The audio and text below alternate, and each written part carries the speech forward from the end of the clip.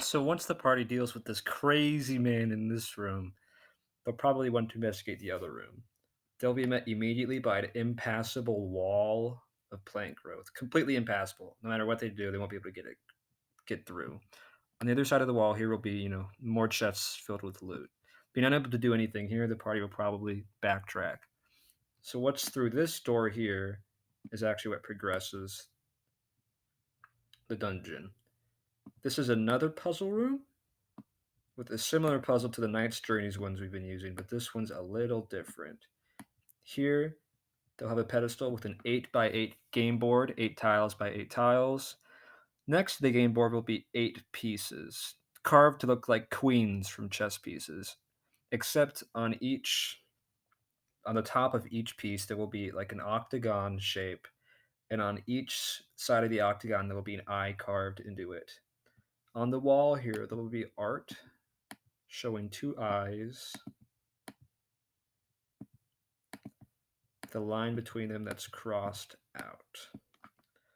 So this is another variation of a classic chess puzzle where the players will have to place the pieces which represent the queen piece from chess on the board in a pattern so that none of the queens will be looking at each other in a sense. Looking representing the paths that a queen can move diagonally north, south, east, west on a chessboard. To help show this, the tiles will once again light up when the party places the pieces on the board. So when the party places the first queen on the board, the 8 paths that it can travel in will light up green. Anytime the party places a queen directly on one of those green lines, um, they'll glow red, flash, and then they'll have to start over. So if they aren't familiar once again with chess puzzles, they should at least be able to infer what they're supposed to do from the tiles lighting up green in the paths. So eventually, the party will figure out the puzzle, or they won't. They'll cry and beg you to give in, and you will. And this will lead into finally the artifact room containing the artifact they've been meant to gather this whole time. To the south here will actually be the entrance from the earlier room with the owlbears that was completely blocked by vines. And what's important to note is that this entrance here is not a real entrance either. Not a real like planned entrance in the construction. It's once again a hole bored into the walls, being supported only by plants. So when the party enters this room, they'll see the artifact and take it, as is their mission. But what they don't know is that this artifact is actually a nature magic boosting artifact.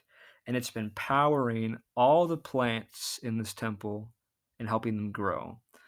So when they remove the artifact, any and all plant growth in this temple will wither and disappear. So clearly, the party has been using the plant growths to make a bunch of progress. So what this is going to do is recontextualize the entire dungeon. So first they have to find their way in, they take the artifact, and now the whole dungeon has changed because all the plants have died. Which means first that this entrance here collapsed, no longer useful.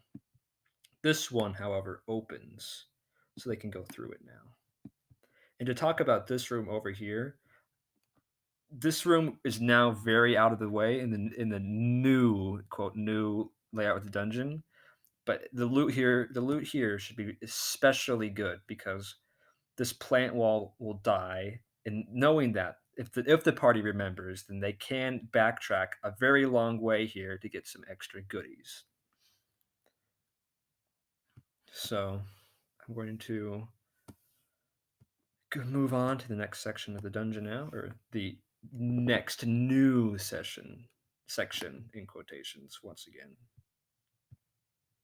So this will be the room earlier with the owl bears, and this 10 feet wall with the door at the top.